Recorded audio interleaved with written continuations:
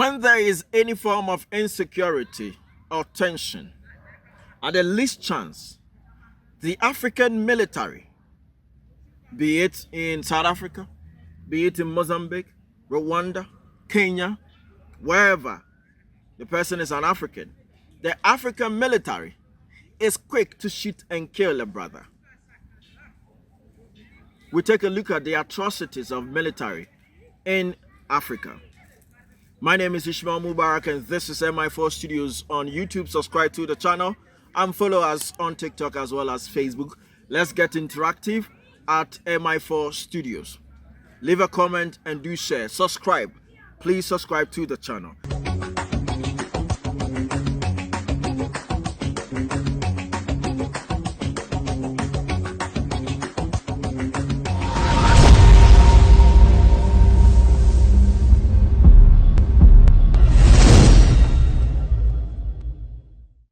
Now, let's move into that detail. I'm going to share with you some current atrocities of the African military and some past atrocities by the same African military. Then we are going to match the causes of those, instability and the approach that was used by the military, pushing the state into disreputation and pushing the security of the current that particular state into a disreputation. Right. In 1983 to 1987, the Gukarhundi massacre happened, and the location was in Zimbabwe's, Metabalinda land area. The perpetrators were the 5th Brigade, a North Korean trained unit loyal to President Robert Mugabe. Listen carefully, because I'm going to take you into these facts for you to understand what happened. The victims estimated in that particular massacre was 20,000 Ndebele citizens killed under the guise of rooting out of dissent. This is still a politically sensitive and largely unaddressed chapter in Zimbabwe's history. When, in 1983, Robert Mugabe felt that this group of persons in Zimbabwe are creating chaos and they have become somewhat of the buzzing fly in his ears in terms of how his leadership is and how it is going. In the wake of defending itself or himself and the kind of governance he's running, he then resorted to military action for defense. And in 4 solid good years, these military operations that was a killing spree had happened and continuously happened. At the end of the day, they accounted for was 20,000 killings. The unaccounted for was a several killing, so many injuries, loss of property, loss of sight, and a major displacement of the persons in that particular clan in the Zimbabwe region. In 1961 to 1991, a solid decades of killing happening in Eritrea. Before the independence of Eritrea, Eritrea fight to break away from Ethiopia, an African country, leading or colonizing another African country. And from 1961 up until 1991, Eritrea had to keep fighting to break away from Ethiopia. And this consistent fighting had led into greater atrocities between Ethiopia and Eritrea. Ethiopian military forces were accused of mass killing, area bombings of villages, and torture. The aftermath of this particular incident is how Eritrea gained its independence, but the trauma of the war has still lingered on. And between 1961 and 1991, An estimated number of about 1,500 persons have been killed in that particular displacement. The Sharperville Massacre in 1960 in South Africa during the apartheid regime, a peaceful protest against past laws turned deadly when police opened fire in Sharperville in South Africa, right here in Africa. 69 unarmed black South Africans were killed, many shot in the back while fleeing. And this sparked international condemnation, and it intensified that rift between the white South Africans and the black South Africans.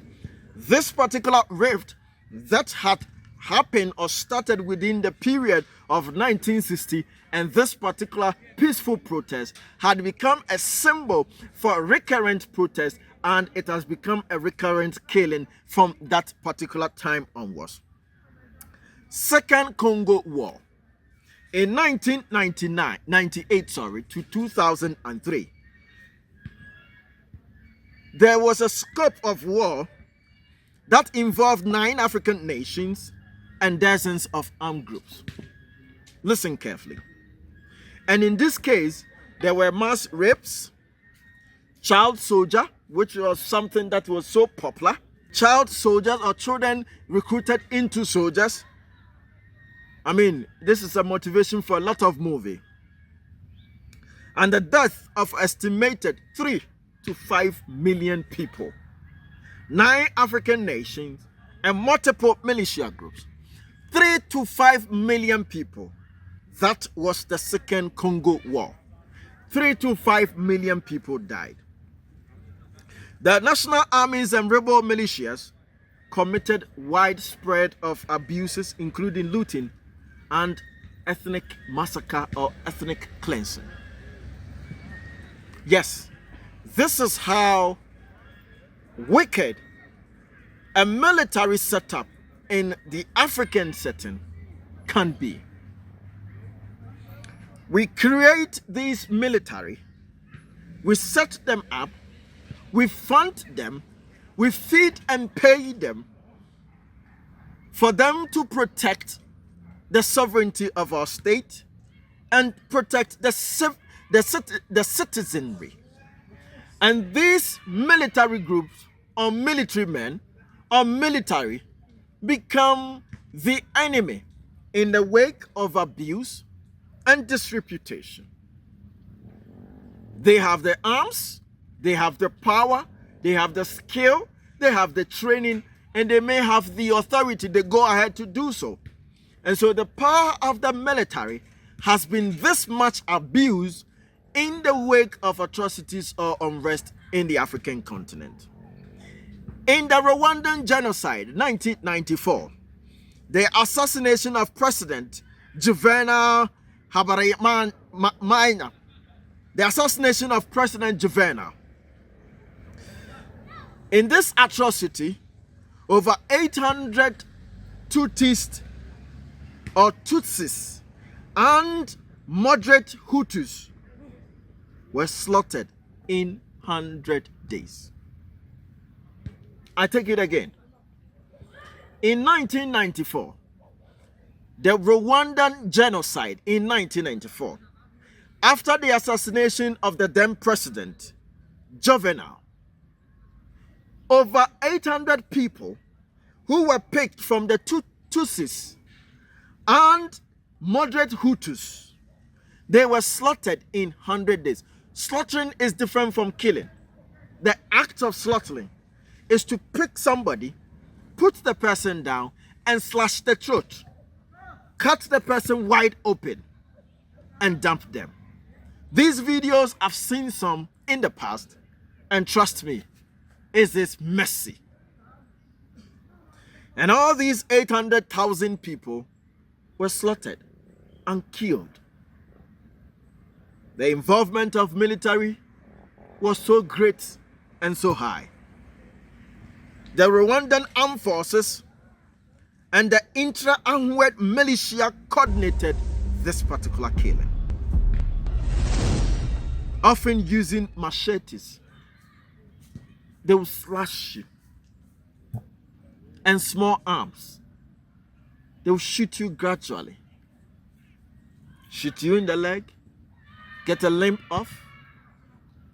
Get your tummy out for you to see your gut.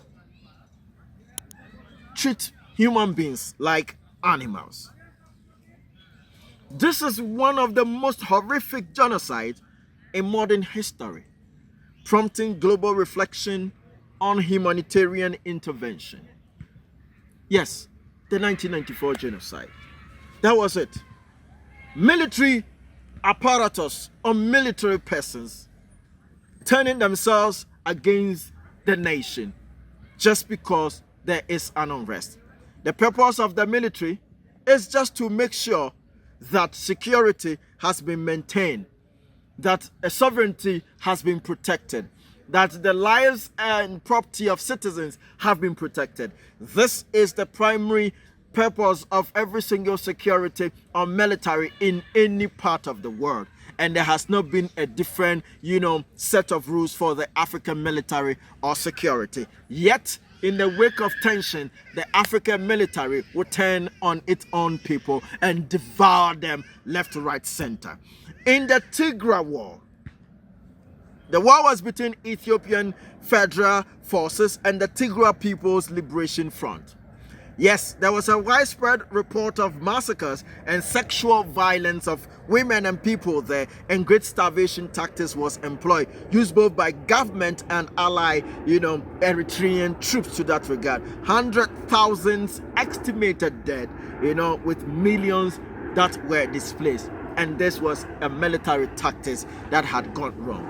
In Cameroon, a situation had happened where the Anglophone crisis in the northwest and southwest regions of Cameroon, has seen so much atrocities where Cameroonian security forces have been accused of extrajudicial killings, arsons of villages, and torture of civilians suspected to be supporting the separatist groups.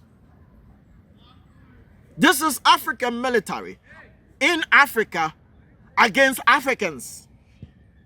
This is not the United States of America. This is not NATO bombing. This is not, France doing anything. This is Africa on African people.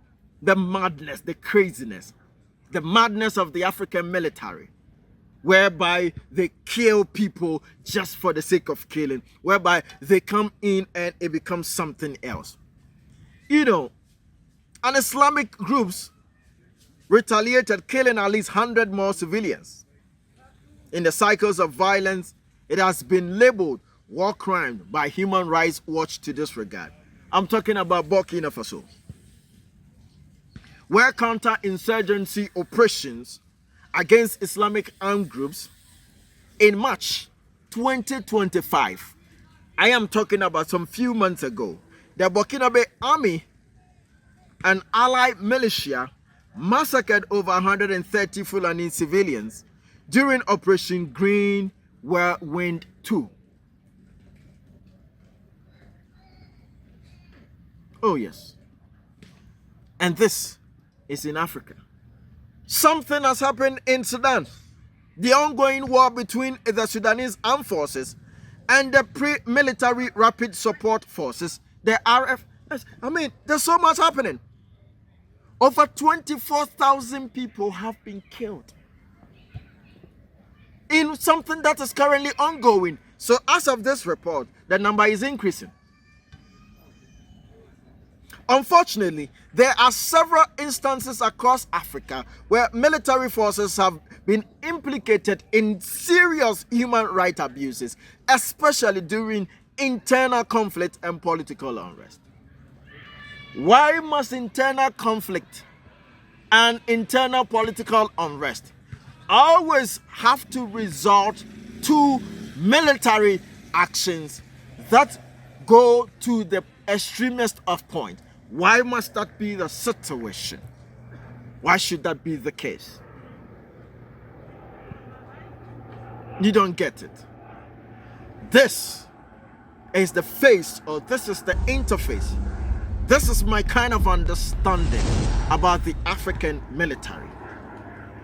The African military is trained to protect, is trained to guard sovereignty, people, and resources.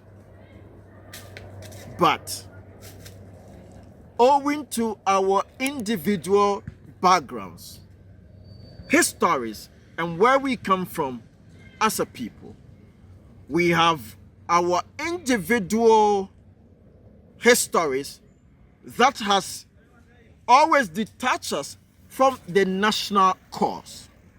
Because across all of these country and divide, you may find some people in the military who come from a place where massacre or some kind of, oppression, depression, and opposition has happened.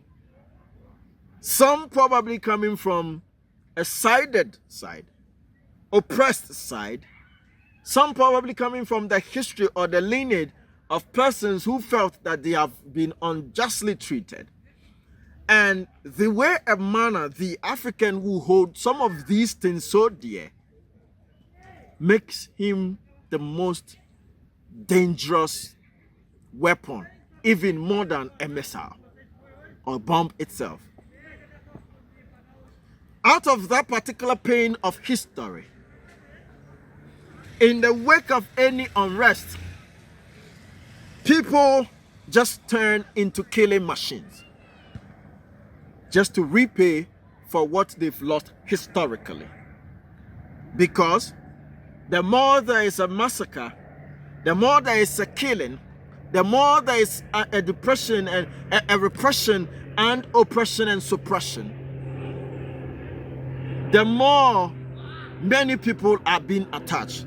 The more there is a raid on villages and towns, the more there is an ongoing ethnic cleansing, the more the future military officers have had a history that has been very sad and would harbor these historical, principles within themselves as they go forward. Some people would just want to join the military just to get access to intelligence and be able to commit these reciprocal attacks and be able to bring about insurgency and also be able to understand how military and security operate so that they can form their own militia groups in response of what they might have lost in the past. This is a clear indication. And so therefore, in a united front of an army lies the division of history, the pain from history. I mean, you cannot come kill my people, expect me to come fight for you, and when the laws are no more watching, and when I cannot be, controlled, you expect me to stop pulling the trigger.